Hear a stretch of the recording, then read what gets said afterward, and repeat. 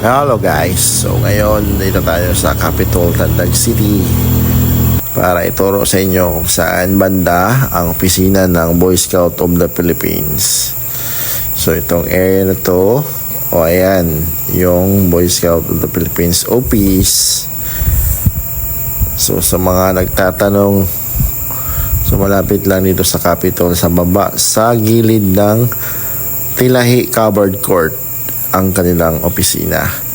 So sa mga na gustong mag-register ng kanilang Boy Scout of the Philippines or BSP pupils or students, so nandito lang sila sa Tilahi, Tandag City.